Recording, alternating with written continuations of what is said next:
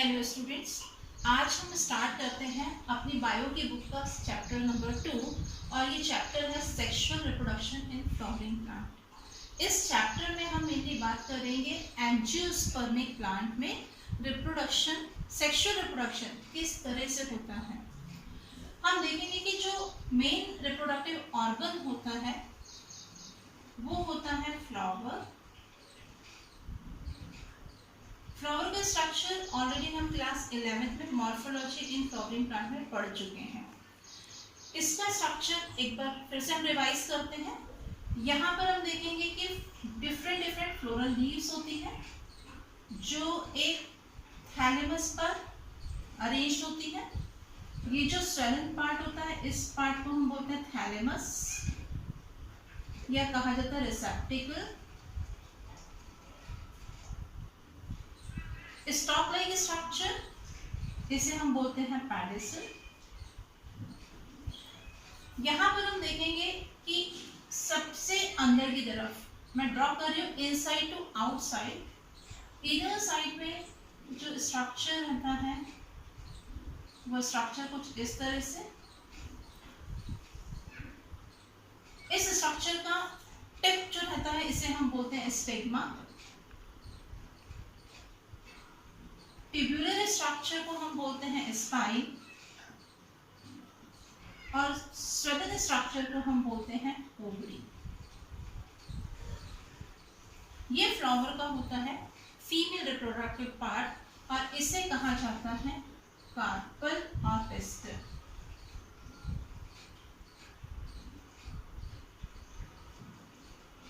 जो कि फ्लावर का होता है फीमेल रिप्रोडक्टिव पार्ट। कार्पल और पिस्टल इंडिविजुअल होता है गायनेशियम का। इसके बाद में हम यहाँ पर ड्रॉ करते हैं नेक्स्ट स्ट्रक्चर।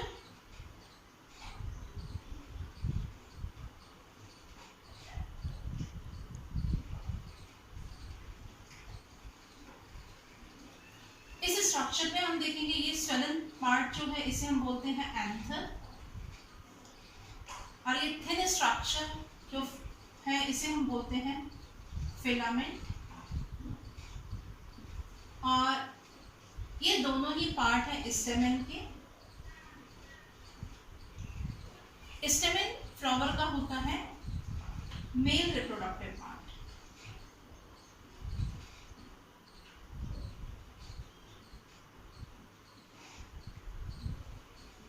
और ये इंडिविजुअल है एंड्रोशियम का।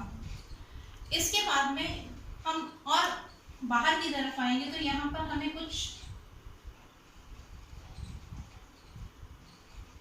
इस तरह से कलर्ड पार्ट दिखता है और ये होता है पैटल जो कि इंडिविजुअल है कोरोला का। पैटल्स के पूरे वॉल को हम बोलते हैं कोरोला। ये ब्राइट होते हैं, कलर्ड पार्ट होते हैं और हेल्प करते हैं पॉलिनेशन में। और आपको मालूम है कि पॉलिनेशन होता है transfer of pollen grain from anther to stigma. Outermost wall, सबसे बाहर की तरफ जो वॉल होता है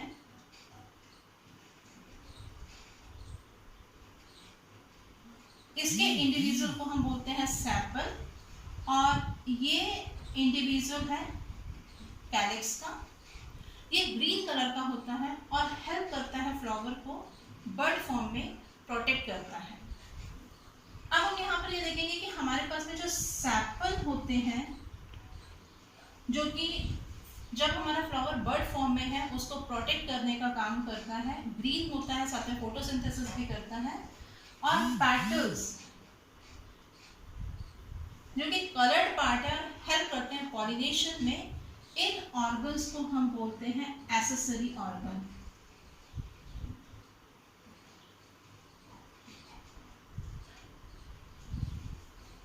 जबकि एंड्रोशियम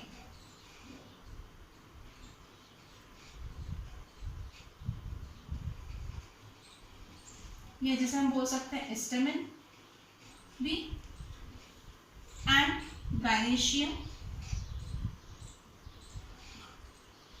या हम बोल सकते हैं कार्पल। एंड्रोशियम फ्लावर का मेल रिप्रोडक्टिव पार्ट और गायनेशियम फ्लावर का फीमेल रिप्रोडक्टिव पार्ट, ये दोनों ही वर्ब होते हैं एसेंशियल वर्ब। यहाँ पर हमने पढ़ा हुआ है कि फ्लावर जो होता है, फ्लावर होता है कंडेंस्ड मॉडिफाइड स्टेम। आपको मालूम है कि स्टेम पर नोड्स प्रेजेंट होते हैं और नोड्स में हम देखेंगे कि यहाँ पर जो एपाइकल पोर्शन रहता है इस पर हम देखेंगे कि कार्पल का फॉर्मेशन होता है। नेक्स्ट इसके नीचे जो नोड है वहाँ पर फॉर्मेशन होता है स्टेमेन का, इसके नीचे के नोड पर फॉर्मेशन हो रहा है पेटल्स का और सबसे नीचे फॉर्मेशन होता है सेपल्स का।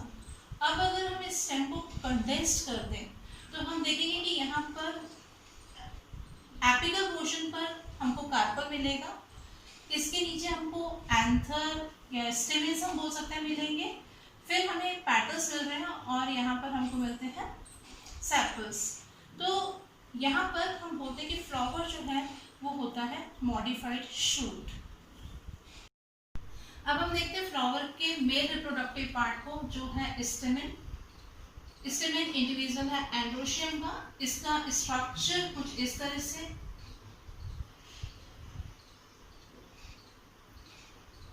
इस स्वेलन पार्ट को हम बोलते हैं एंथर और ये थ्रेड लाइक स्ट्रक्चर जो है इसे हम बोलते हैं फिलामेंट।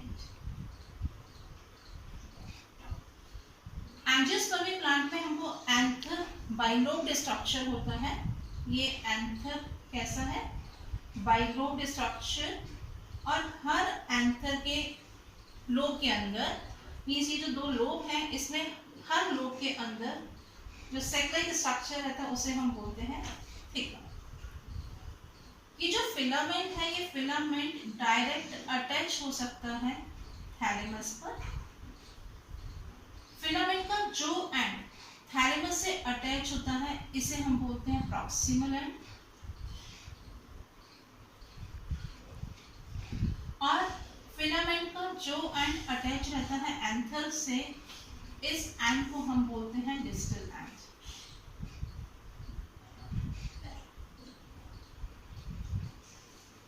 फिलामेंट थैलेमस से भी डायरेक्ट अटैच हो सकता है या हो सकता है ये अपने साथ के पेटल्स के साथ में भी अटैच हो। अब हम यहाँ पर देखेंगे कि जो दो लोब थे हमने देखे कि एंथर में 2 लोब्स रहते हैं,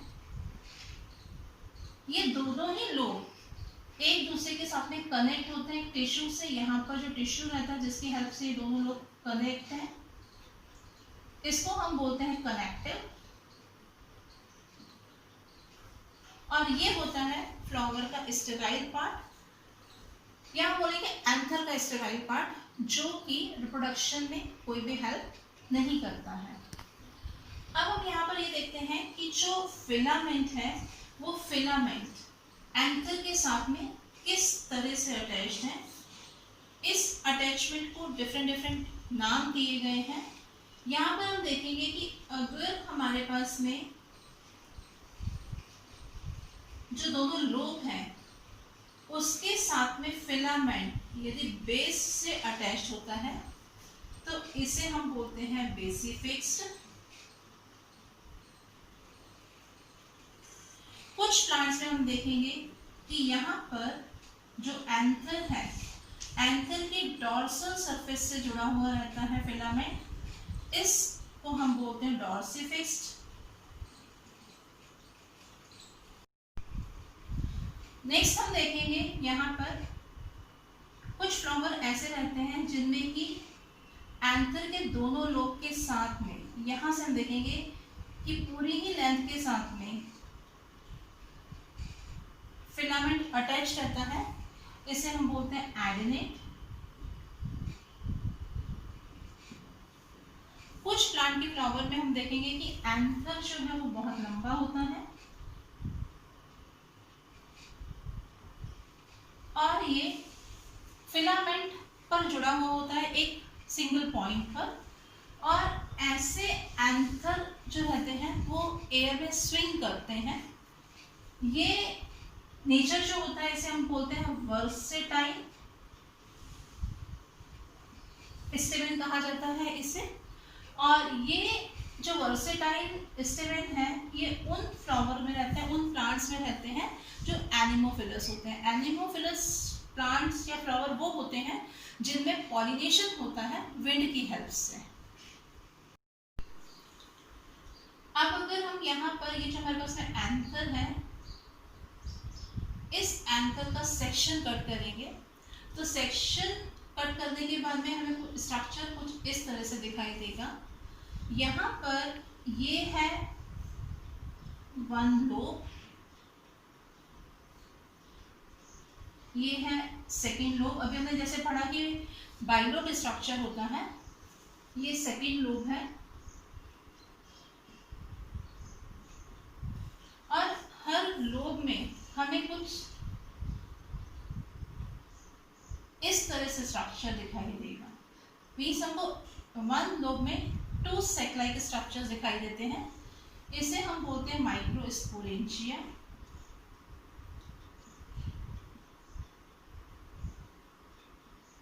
तो इस तरह से हम देखेंगे कि एक लोब में टू माइक्रोस्पोरेंजिया और टू सेक लाइक स्ट्रक्चर, और टू लोब्स में टोटल यहाँ पर हमको 4 सेक लाइक स्ट्रक्चर्स दिखाई देते हैं।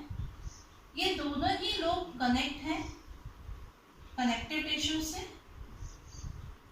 कनेक्टिव जो स्टेराइल होता है, रिप्रोडक्शन में हेल्प नहीं करता है।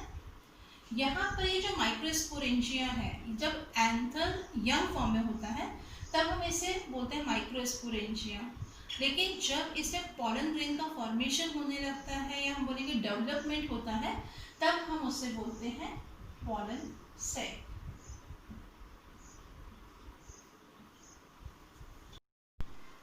अभी हमने देखा कि जो एंथर है वो बाइलोब स्ट्रक्चर है और हर लोब के अंदर यहाँ पर 2 सेक प्रेजेंट थे। इसको हमने बोला था माइक्रोस्पोरेंजियम। अब हम इसका स्ट्रक्चर देखते हैं। हम देखेंगे कि यहाँ पर जो माइक्रोस्पोरेंजियम है, हम इसका सेक्शन कुछ इस तरह से इतना पोर्शन का सेक्शन कट करके देखते हैं। तो यहाँ पर ये जो माइक्रोस्पोरेंजियम के बाहर की तरफ हम देखेंगे 4 लेयर्स रहती हैं। डिफरेंट टाइप के टिश्यूज हैं इसमें। आउटर मोस्ट लेयर को हम बोलते हैं एपिडर्मिस। इसके अंदर जो लेयर है वो लेयर होती है एंडोथीशियम। इसके और अंदर की लेयर को हम बोलते हैं मिडिल लेयर, और सबसे इनर साइड में जो लेयर होती है उसे हम बोलते हैं टैपेटम। टैपेटम लेयर जो स्पोरोजिनस टिश्यू से जब माइक्रोस्पोर्स का फॉर्मेशन होता है तो उसे नरिशमेंट प्रोवाइड करने का काम करती है। इसके साथ ही हम यहाँ पर देखेंगे कि कुछ पॉलन सेक जिसे हम बाद में बोलते हैं और शुरू में हम इसको बोलते हैं माइक्रोस्पोरेंजियम। इसके अंदर टिश्यू कॉम्पैक्ट फॉर्म में रहता है और इस टिश्यू को हम बोलते हैं स्पोरोजिनस टिश्यू। ये टिश्यू होता है हमारे पास में स्पोरोजिनस टिश्यू। ये टिश्यू बहुत ज़्यादा रहता है, पर ऐसा जरूरी नहीं होता है कि पूरा का पूरा स्पोरोजिनस टिश्यू जो है वो माइक्रोस्पोर का फॉर्मेशन करेगा। इसमें से बहुत सारी सेल्स जो होती हैं वो डीजनरेट हो जाती हैं, जिससे स्पोरोजिनस टिश्यूज की जो सेल्स होती हैं उनमें स्पेस बन जाता है, और इन सेल्स को अब हम बोलते हैं माइक्रोस्पोर्स मदर सेल।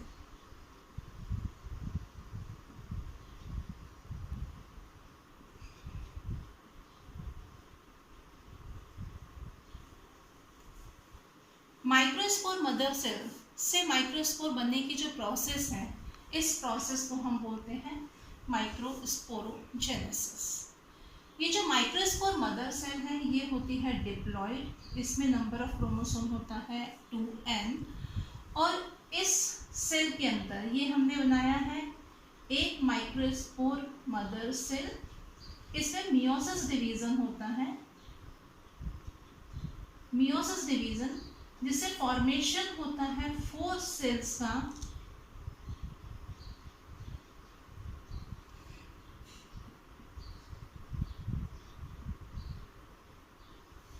और इनमें नंबर ऑफ क्रोमोसोम होता है n। यानी कि हम बोल सकते हैं कि यहाँ पर माइक्रोस्पोर मदर सेल जो है वो होती है डिप्लॉइड, और जो माइक्रोस्पोर फॉर्म होते हैं वो होते हैं हैप्लॉइड। और ये कौन से डिवीजन से होता है? ये होता है मियोसिस डिवीजन से। अब यहाँ पर जो 4 सेल्स फॉर्म होती हैं, ये 4 सेल्स यानी कि जो माइक्रोस्पोर मदर सेल है, माइक्रोस्पोर मदर सेल से 4 सेल्स फॉर्मेशन हुई है मियोसिस डिवीजन से, और ये फॉर्म करती हैं टेट्राड, जिसे हम बोलते हैं माइक्रोस्पोर टेट्राड। तो हम एक ही डायग्राम में डिफरेंट स्टेजेस को देख रहे हैं।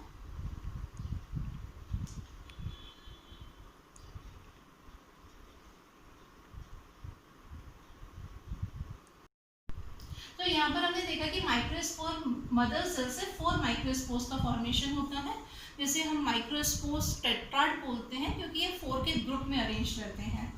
तो ये 4 सेल्स किस तरह से अरेंज है, 4 माइक्रोस्पोर्स किस तरह से अरेंज है? अगर अरेंजमेंट कुछ इस तरह से रहता है जिसमें हमको 3 स्ट्रक्चर सामने से दिखाई देता है और एक स्ट्रक्चर पीछे की साइड रहता है, इस अरेंजमेंट को हम बोलते हैं टेट्राहेड्रन। अगर हमें 4 सेल्स क्लियर दिखाई देती हैं, चारों स्पोर्स दिखाई दे रहे हैं, तो ये होता है आइसोबाइलेटरल अरेंजमेंट। और अगर यहाँ पर 4 माइक्रोस्पोर्स इस तरह से एक के ऊपर एक स्ट्रक्चर फॉर्म करते हैं, इसे हम बोलते हैं लीनियर स्ट्रक्चर। और कुछ प्लांट्स में हमें देखने को मिलता है एफ शेप स्ट्रक्चर, जिसमें कि 2 सेल्स ऊपर की तरफ अटैच है और 1 सेल्स जो भी इस तरह से नीचे की तरफ रहती है। इस अरेंजमेंट को हम बोलते हैं डेक्यूसेट। तो अभी हमने देखा कि माइक्रोस्पोर मदर सेल से फॉर्मेशन हुआ माइक्रोस्पोर टेट्राड का।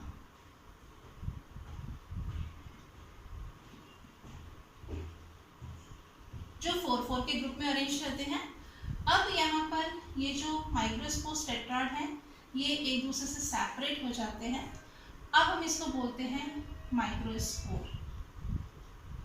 हम देखते हैं माइक्रोस्पोर की जो इनर मेम्ब्रेन होती है, प्लाज्मा मेम्ब्रेन, ये थिन मेम्ब्रेन होती है। टैपेटम जो था, हमने देखा था कि अभी एंथर की जो वॉल थी उसमें इनर मोस्ट लेयर को हमने टैपेटम बोला था। ये टैपेटम इस माइक्रोस्पोर के चारों तरफ सिक्रीट करता है टू वॉल को।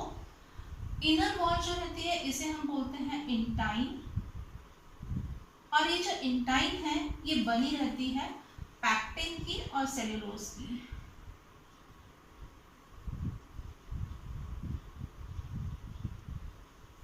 सेल्यूलोज एंड पैक्टिन की बनी रहती है, और जो आउटर मोस्ट लेयर होती है वो थिक होती है, और इसको हम बोलते हैं एक्साइन, और ये बनी होती है स्पोरोपोलिन की।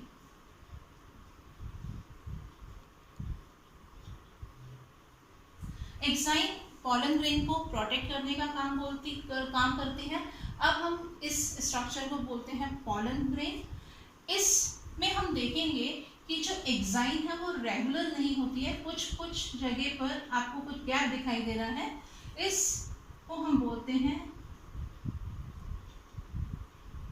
जर्मपोर, जिससे जर्म ट्यूब का फॉर्मेशन होता है। अब हम देखेंगे कि ये जो पॉलन ग्रेन है, इस पॉलन ग्रेन से फॉर्मेशन होता है मेल गैमेट का, और पॉलन ग्रेन को ही हम बोलते हैं मेल गैमेटोफाइट। गैमेटोफाइट का मतलब होता है जो गैमेट को बनाता है, क्योंकि ये मेल गैमेट को बना रहा है इसीलिए हम बोलते हैं मेल गैमेटोफाइट। पॉलन ग्रेन में जो न्यूक्लियस है इसमें डिवीजन होगा माइटोटिक डिवीजन। माइटोटिक डिवीजन होता है, माइटोटिक डिवीजन से फॉर्मेशन होता है 2 सेल्स का।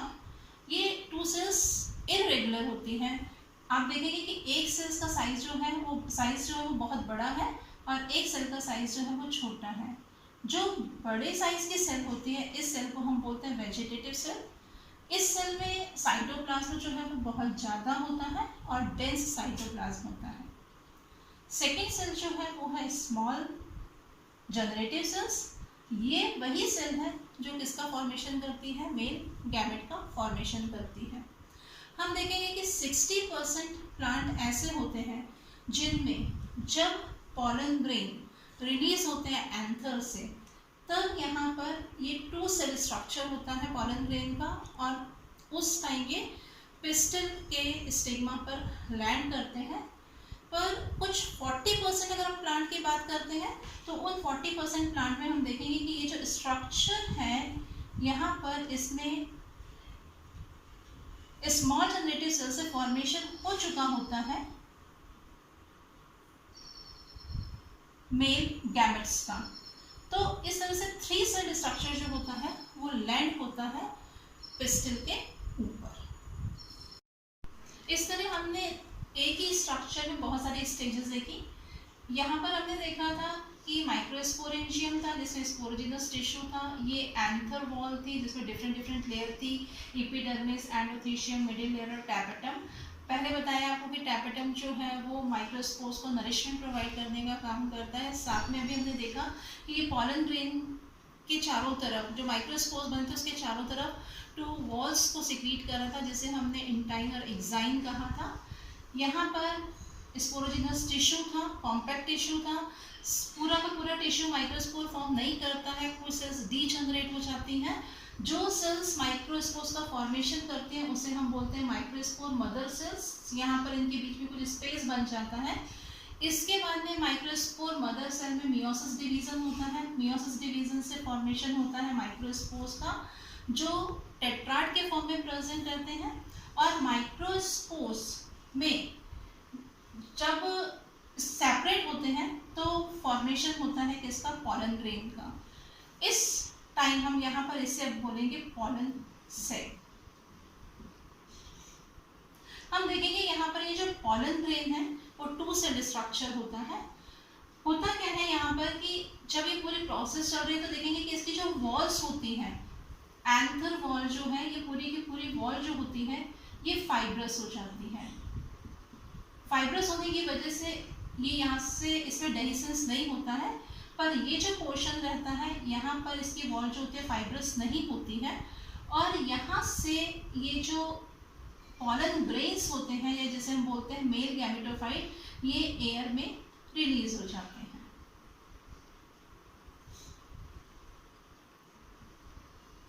ये एयर में रिलीज हो जाएंगे और इसे हम बोलते हैं डेहिसेंस।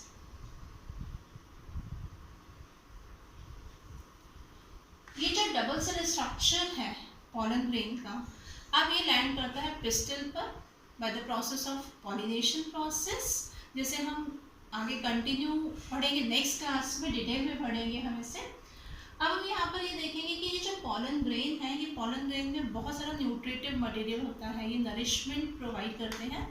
इससे आजकल मार्केट में हम देखेंगे मिलते हैं ये टैबलेट के फॉर्म में या सिरप के फॉर्म में, जिन्हें बहुत छोटे बच्चों को दिया जाता है और एथलीट्स भी लेते हैं as a supplementary food. Next class में हम इसी चैप्टर को कंटिन्यू करेंगे। Thank you.